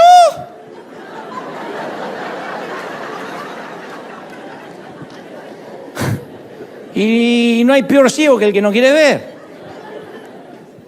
De lo que yo me voy a llevar de estos años de liderazgo en la iglesia es eso, que yo no sabía que existía hasta tener un trato periódicamente, frecuentemente con la gente, la ceguera emocional. Yo digo, ¿de verdad no lo ve? Yo he hablado con gente malhumorada, que grita, que maltrata, y dice, si yo soy un amor. Yo digo, Señor, no, llévatela, ya está. Llévatela. Pocos hombres se miran al espejo y dicen, mi problema es la pornografía. Y eso hizo que yo endureciera mi corazón hacia mi esposa. Prefiero 1000 veces lo ficticio que arreglar las cosas en la realidad. Pocos se miran al espejo y dicen eso. Dicen, no, bueno, soy un hombre, soy macho, de alguna forma me tengo que desahogar. Muy pocos se dicen la verdad. Muy pocos dicen, bueno, yo elegí sentarme en el sofá con una cerveza, mirando Netflix, en lugar de ser el líder espiritual en mi hogar y meterme en la habitación de mi hijo y preguntarle qué le pasa y ponerle los puntos. Lo más fácil es ausentarse. Pero nos miramos al espejo y decimos, soy un tipo ausente. No. ¿Quién se mira al espejo y dice, yo la verdad que no tuve un encuentro con Dios hace años? Me congrego, pero vivo simulando que soy espiritual, cuando en realidad soy un hipócrita. No lo decimos. Porque la mentira más fácil de creer es la que nos decimos a nosotros mismos. Pero cuidado, hay gente que ahora está diciendo, yo sí me digo todo bueno, pero esa convicción tiene que venir acompañada con la confesión.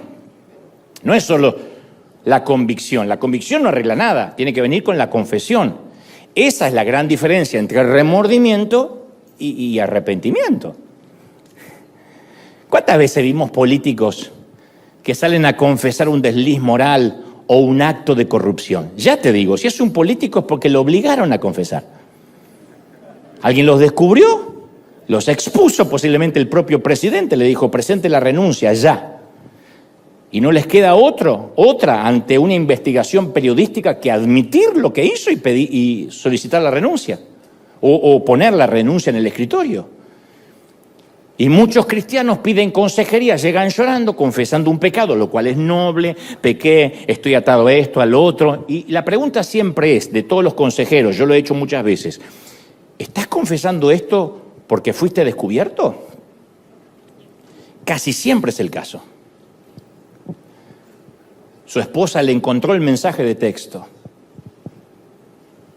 Sus padres encontraron restos de droga en el auto. Su jefe lo despidió porque llegó con aliento a alcohol a la oficina. Su prueba de embarazo dio positivo y tiene que decírselo ahora a sus padres. Su hija entró de golpe y vio lo que él estaba mirando en la computadora. Ahí salen a buscar ayuda. Entonces, la mayoría de las veces las confesiones son motivadas por el descubrimiento. Ante la vergüenza dice, te prometo, dame una oportunidad, voy a buscar ayuda. Entonces, el hecho que hayan sido descubiertos no significa necesariamente que la honestidad no sea sincera. Pero se hace difícil saber si es arrepentimiento o remordimiento. Si descubres a tu hijo agarrando galletas o dulce a la madrugada en la cocina y enciende la luz y lo ves robando y dice, perdón, mamá.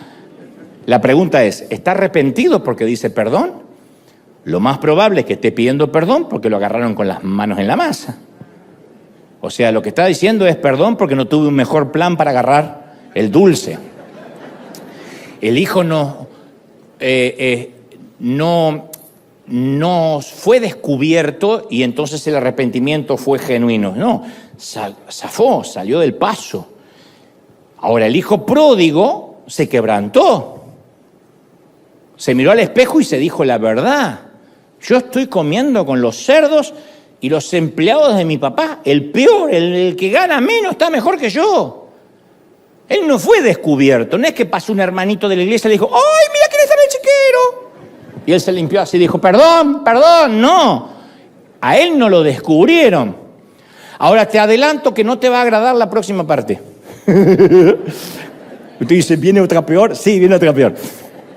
Y a lo mejor vas a decir, bueno, no aplica en mi vida, pero el próximo paso es el más difícil. Lo primero es decirse la verdad. Decirse la verdad no es, está bien, me digo toda la verdad, no es fácil. Algunos están en terapia por años para poder descubrirse a sí mismos. Para decirse la verdad a sí mismo, y cierro con esto la primera parte, uno tiene que hacer una excavación arqueológica muy cruda. Y no te va a gustar lo que vas a encontrar. Yo no me he topado con mucha gente que dice, sí, estuve revisando mi vida y la verdad que sí, yo soy una chusma. Ay, me muero por saber la vida de los demás. Nunca nadie. No, yo se lo quería saber para estar orando por la carga. No te dice. No me encontré con ningún cristiano que diga, la verdad, yo soy un envidioso. Me agarra una envidia que me carcome acá como una bilis. Yo soy envidioso. No te lo dice nadie. No tengo envidia, tengo celo por la obra de Dios. Por eso te digo, es muy difícil mirarse al espejo y decir, este soy. Soy un manipulador, soy una manipuladora. Cuando me atrapan, lo primero que me sale es una mentira. Tengo mucha creatividad para mentir en lugar de afrontar la verdad. Me falta como hombre lo que tengo que tener y no me hago cargo de las cosas que me pasan y entonces siempre prefiero culpar a otro. Es muy difícil. Por eso tanta gente va a terapia. Porque es más fácil mentirse a uno mismo. Y lo segundo, que no te va a gustar, ahora sí, y es el paso más difícil, es que hay que decirle la verdad descarnada a Dios. Después que uno se descubre, uno tiene que decírselo a Dios. Lucas 15:18 dice la palabra que el muchacho dijo, me levantaré e iré a mi padre y le diré, he pecado contra el cielo y contra ti. Él no dijo, bueno, entiéndeme, es mi juventud, las hormonas, tienes que entender de que estaba pasando un momento difícil, la andropausia, no. Él reconoció que no era suficiente ser honesto consigo mismo, tenía que ser honesto con su padre. Y muchos de nosotros no practicamos ese tipo de confesión con Dios. De verdad, te vas a sorprender cómo oramos. La mayoría es, Señor, tú me conoces, perdóname todo.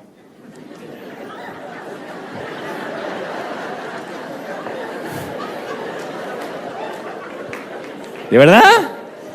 ¿Cómo perdóname todo? ¿Cómo que no es un cómplice? Porque uno piensa que si uno confiesa explícitamente es como autosabotaje.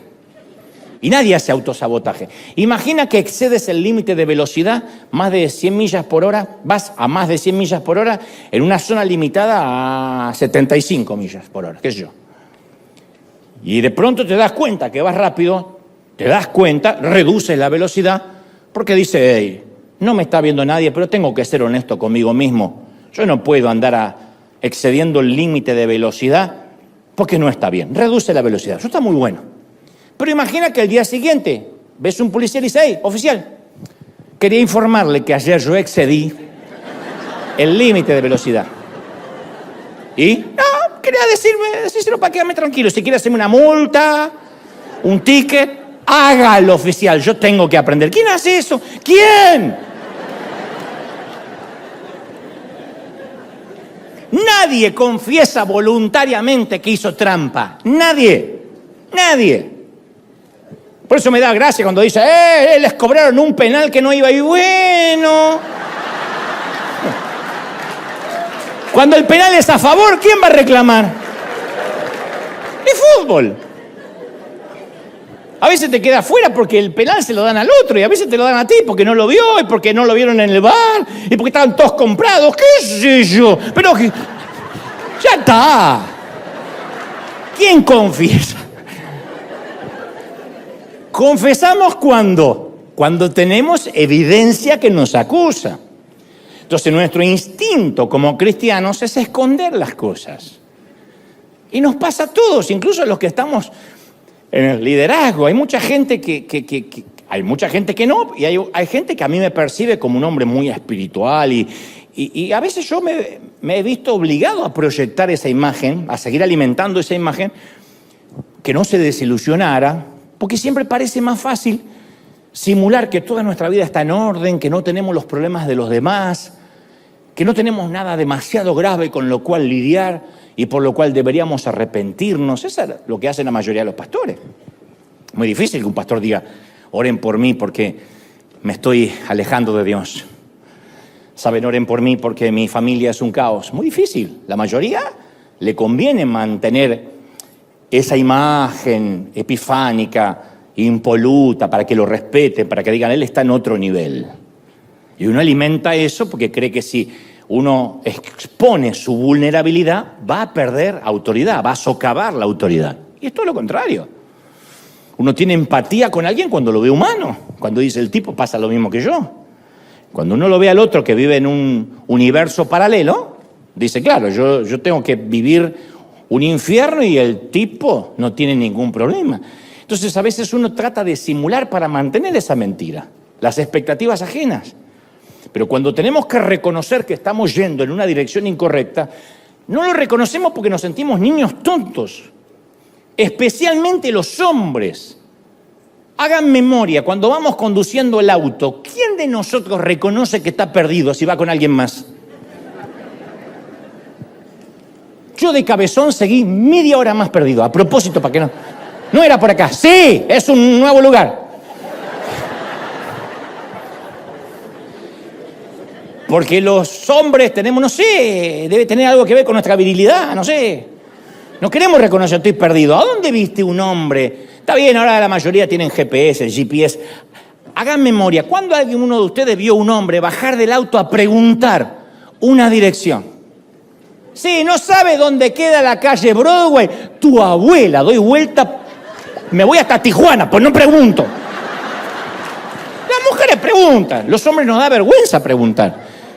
El fondo de la cosa es no queremos reconocer que estamos perdidos.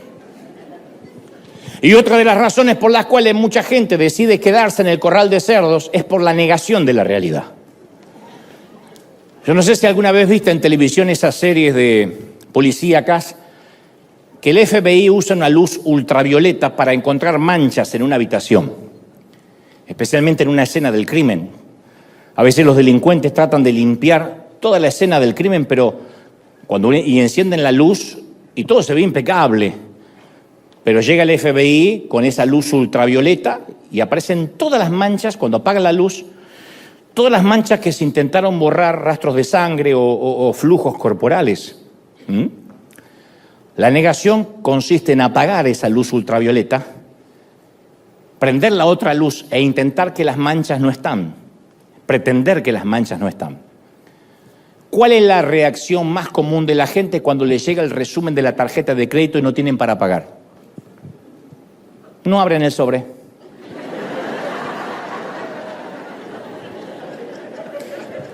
Y si miran el resumen en línea, ¿y cuánto debes? No sé, no quiero ni mirar, ¿por qué me amargo? Pero cada día que pasa negándolo, aumenta el balance. No es que el banco dice, está bien, reponete, mijo, cuando estés bien, te vuelvo a mostrar. Va aumentando. Por esta misma razón, mujeres que poseen un historial de cáncer de seno en su familia, generalmente son las que menos se someten a una mamografía. Lo niegan. No te encuentro la cantidad de hombres que tienen un historial de enfermedades del corazón e ignoran las alarmas de alerta. Mira, te agitas cuando caminas, no puedes subir ni una escalera. Tu papá murió del corazón, tu abuelo murió del corazón. No, pero lo mío es otra cosa. Lo mío es que me cayó mal el burrito. Se salvaron las popusas por única vez. Yo leí un estudio que decía que si a cualquier ejecutivo corrupto, un tipo que se corrompió, ¿no? Que se transformó, empezó siendo un ejecutivo y, por ejemplo, terminó siendo un narco, les hubieses dicho hace 10 años, ¿te animas a hacer negocios sucios para hacerte rico? Lo más probable es que te dijeran, jamás. Yo soy un tipo honesto, me ofende. ¿Pero por qué dirían eso hace 10 años y hoy no? Porque cuando se encuentran en el paso A, parece inconcebible saltar de golpe hasta el paso Z. El paso Z, por ejemplo, involucra una violación total de sus valores. Pero si del paso A se mueve al paso B, y luego el paso C, y después se vuelve un poquito más amplio y va al paso D, un día se despertará y descubrirá que está en el paso X y que está a 2 letras del paso Z. En resumen, ¿qué mantiene una persona en un corral de puercos? La negación, en no querer darse cuenta que todos los días, mientras que no hablas el sobre, aumentan los intereses. Todos los días estás corriéndote un casillero, una letra, hasta llegar al paso Z y se te va a terminar el abecedario. Todos los días estamos avanzando un casillero hacia el caos. Decir no pasa nada, no lo va a resolver. Y mientras leo la historia del hijo pródigo, a mí me sorprende la cantidad de personas que él pudo haber culpado. Porque podía haber tomado el papel de víctima el muchacho, pudo haber culpado a sus amigos, que cuando tenía dinero estaban ahí, cuando desapareció el dinero desaparecieron los amigos, los amigotes. Podía haber culpado al dueño de los cerdos, que no le dejaba comer la comida de los animales cuando sabía que estaba muriendo de hambre. Culpado al padre. ¿Cómo puede ser que mi papá, porque se lo pedí, me dio toda la herencia? ¿No se supone que me tenía que haber negado eso? Le pedí la herencia y me la dio, ¿de verdad? Viste que los padres son un blanco muy difícil para culpar. La proyección también es muy común en los matrimonios, no solo en los padres. Esto viene desde el huerto del Edén, ¿eh? ¿Se acuerdan que cuando Adán fue descubierto infragante dijo, la mujer que me diste, Dios? O sea, no solo me la diste fallada, sino que no te diste cuenta. Dios siempre se lleva el crédito cuando todo va mal. ¿Cómo puede haber terremoto? No entiendo cómo Dios permite las guerras. Pero por lo general, cuando todo va bien, hay muy poca gente agradeciéndole. No, es que trabaje duro, te dice la gente. Pero qué lindo, ¿no? Todo lo que tienes y sí, me rompí el alma para esto. Ahora, si hay algo malo, es culpa de Dios. Si hay algo bueno, es culpa de Él. En cambio, el hijo pródigo dijo, he pecado. Hay una película maravillosa de una muchacha que sufre de bipolaridad, una película romántica, y tiene cierto grado de locura. Y en un momento de tensión, su novio o su pretendiente estalla y le dice, no te imaginas lo difícil que se me hace amarte. Y ella le dice, y no sabe lo difícil que es ser yo. Y creo que el hijo pródigo no culpó a nadie porque sabía lo difícil que era ser él. Él sabía lo difícil que era ser él mismo. Él no estaba culpando a nadie. Y luego inmediatamente desarrolla un plan de acción. Dijo, me levantaré e iré a ver a mi padre. La acción del hijo fue inmediata. No dijo, bueno, lo voy a pensar, porque esa es la procrastinación. Es un atajo que nos confina al corral. Si no haces ahora mismo algo mientras suena la alarma, te volverás a dormir. Si la apagas, te volverás a dormir, no importa cuán arrepentido estés. ¿Nunca notaste los comerciales de ejercicios que aparecen en la tele donde siempre hay una modelo sobre la cinta sin una pizca de sudor y camina así, generalmente con un trasero, con un cuerpo, y camina así y dice, hola, cuando tú compres esta cinta bajarás?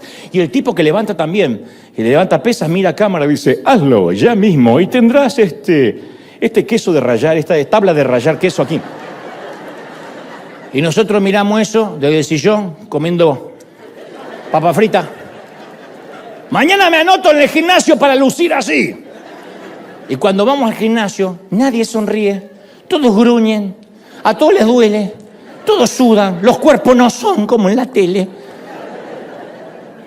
Así que mejor posponemos el ejercicio porque no queremos dolores musculares. Posponemos ajustarnos económicamente porque no estamos dispuestos a renunciar al estilo de vida que hoy tenemos. Capaz que hay otras cosas más importantes que cortar. Yo sé que no tenemos que comer, pero cortar Netflix.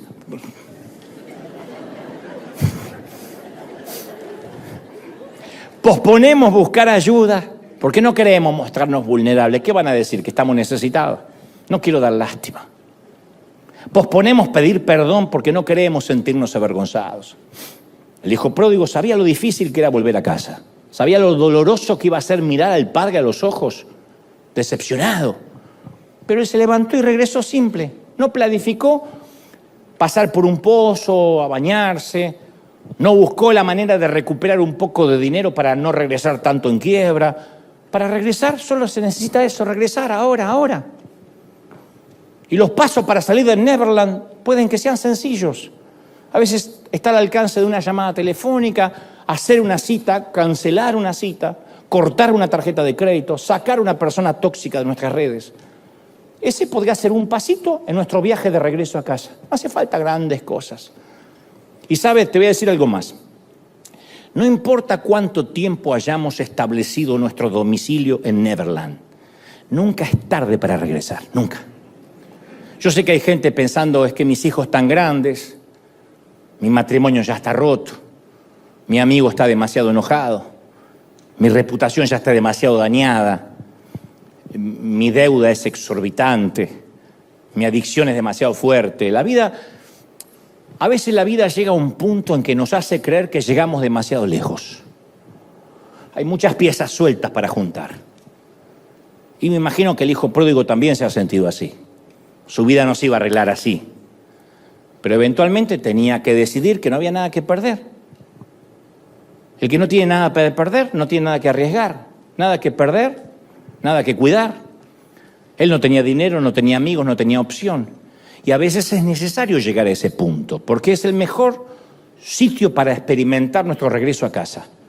A veces observamos nuestra vida y vemos que hicimos daños irreparables. Yo sé que acá hay gente, y yo también me incluyo, que hemos hecho daños irreparables. Y no hay tiempo, la vida no nos da, tenemos más pasado que futuro, ya no nos da la vida para arreglar todo. Porque decimos, el tiempo de actuar ya pasó, mis hijos no son más niños. Entonces decimos, bueno, es tarde. Y algunos de nosotros hemos intentado remendar con algunos parches, pero no salió bien. Actuamos con buenas intenciones, pero culminó en algo peor todavía. No pudimos enmendar. Intentamos reconciliarnos con alguna persona y terminamos a los insultos y dijimos cosas de las cuales nos arrepentimos. Decimos, pero ¿para qué llamé? ¿Para qué dialogué? Establecimos límites para distanciarnos de la tentación, pero volvimos a caer. Entonces nos levantamos diciendo, lo voy a hacer mejor, pero la caída después es peor. Y decimos, yo intenté todo y no lo logré. Es demasiado tarde. Entonces te voy a hacer algunas preguntas rápido. Cuando intentas enmendar tus errores, ¿lo haces a tu manera o a la manera de Dios? Cuando comienzas de nuevo, ¿es bajo los términos de Dios o bajo tus términos? ¿Lo hiciste por tus propias fuerzas o con la fuerza de Dios? Cuando dices quiero volver a Dios, ¿es motivado porque te descubrieron por la culpa o la vergüenza o por el arrepentimiento porque extrañas la relación con el Padre? Y ahora el hijo pródigo avanza lento por el sendero, huele a cerdo, así que hace que la gente lo evite porque no quiere que le tapen la nariz cuando lo vean. Y con los ojos pegados al piso dice el Señor que ensaya su discurso. Padre, he pecado contra el cielo y contra ti.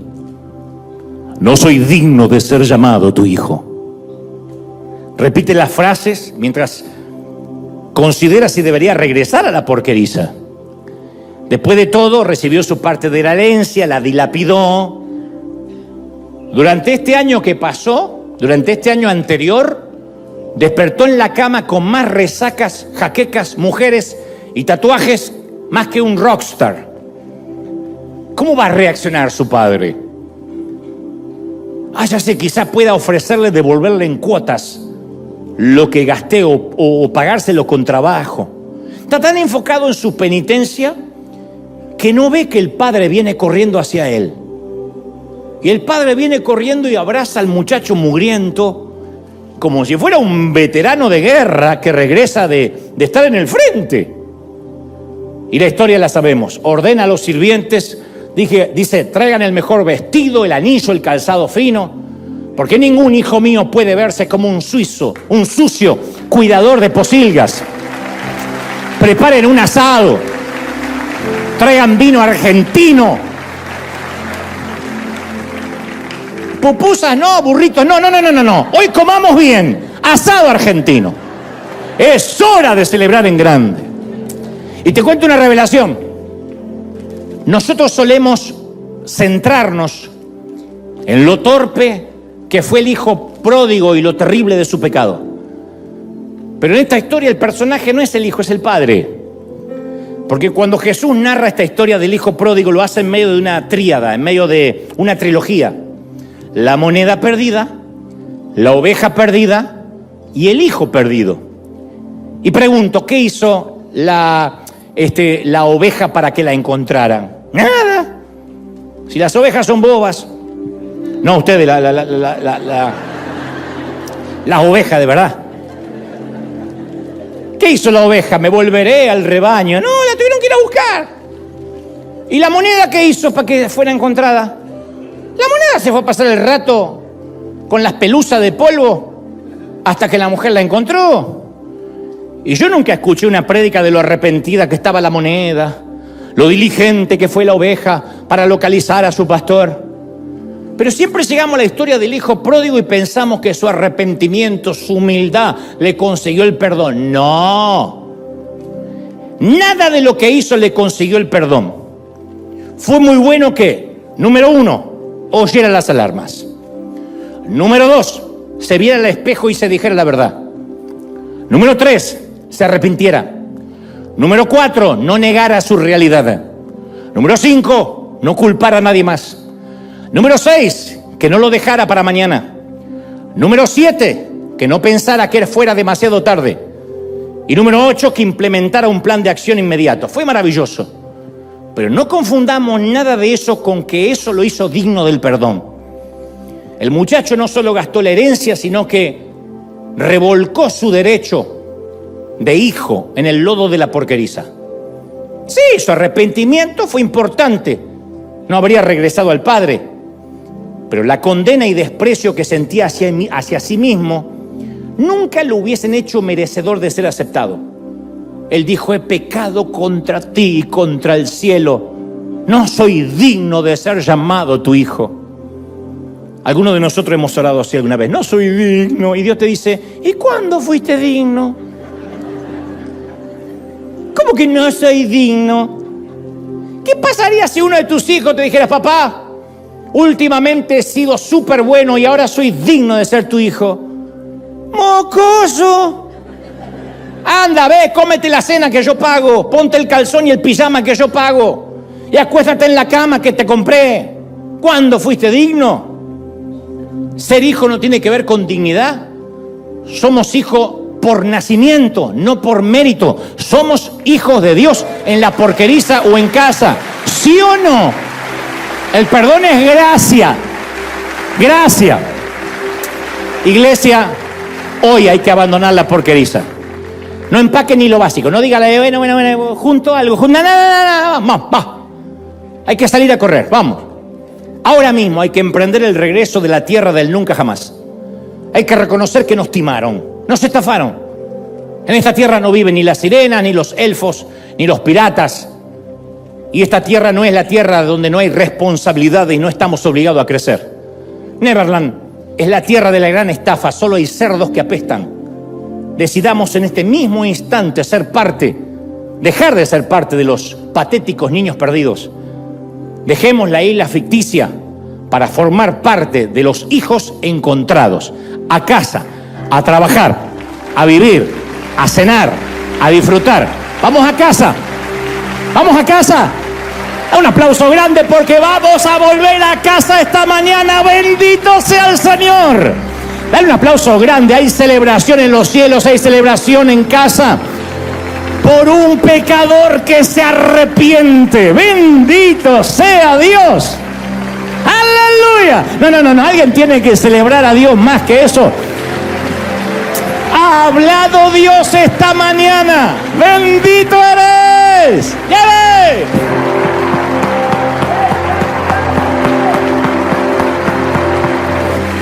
¡Te exaltamos, Señor!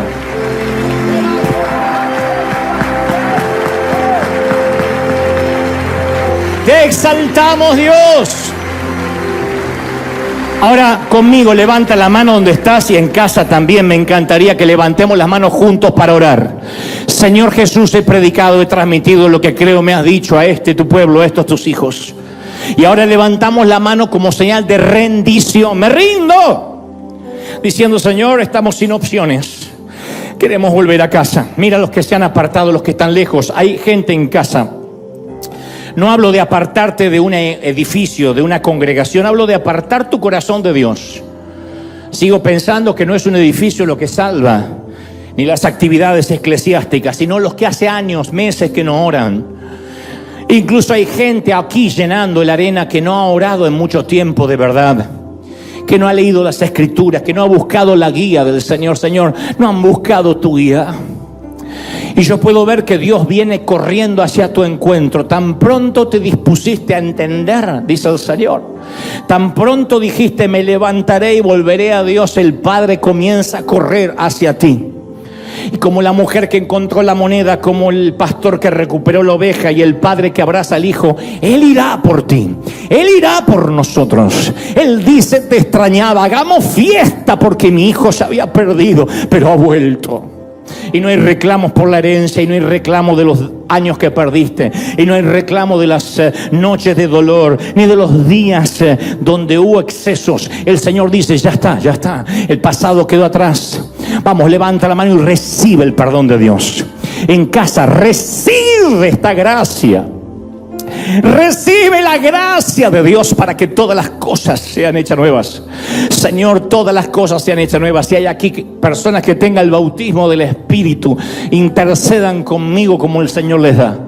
Los que no abran la boca y digan: Señor, has hablado esta mañana, tarde o noche, a donde sea que llegue esta transmisión, en cualquiera de los 5 continentes, trae, Padre, convicción, y convicción de pecado que lleve a reanudar la senda antigua, volver a lo que perdimos, retomar lo que se había perdido. Yo lo creo, Dios. Uy, impresionante, todos clamando al Señor, todos diciendo: Señor, es el tiempo de regresar a casa. Vamos, papi, por tus hijos, regresa a casa. Mami, por tus hijos, regresa a casa. Hoy la alarma ha sonado fuerte en River. Y el Señor dice: o saltas de la cama ahora, o quedarás más tiempo en la porqueriza. Abre lo que no quieres abrir, enfrenta lo que no quieres enfrentar. Padre, estos somos. Dile esta mañana: aquí va mi corazón, esto soy. No estoy orgulloso de mí. No estoy orgullosa de mí, Señor. He hecho un desastre con mi vida. He hecho estragos con todo lo que me diste. No he sido agradecida, no he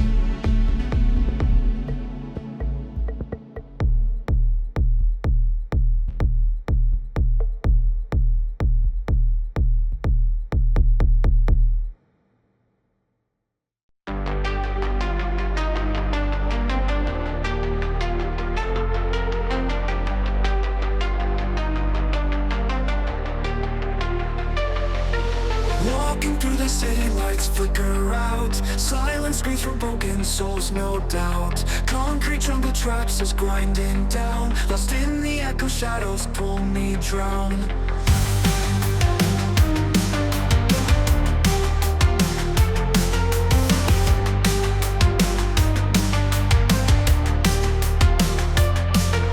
Streetlights buzzing, whispers in the dark. Neon shadows glowing, leaving marks. Pavement breathes out stories old and cold. Past and future twisting, all unfold. We are lost in neon nightmares. Ghosts of dreams, electric flares. Running fast but going nowhere. In the maze we live in despair.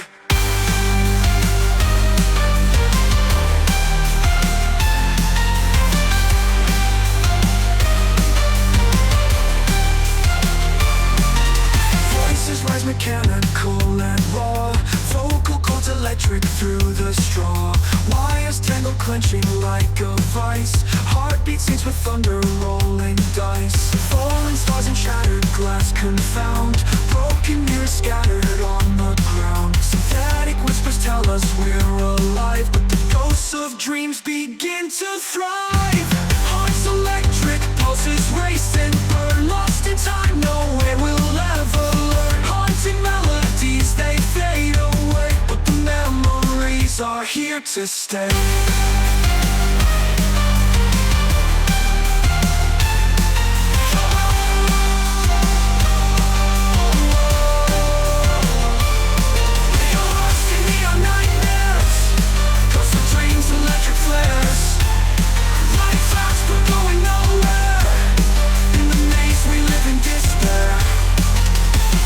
In the distance, a flicker of light. A single star cuts through the endless night. A tiny spark, a whispered prayer. Maybe hope can bloom even here in the neon air.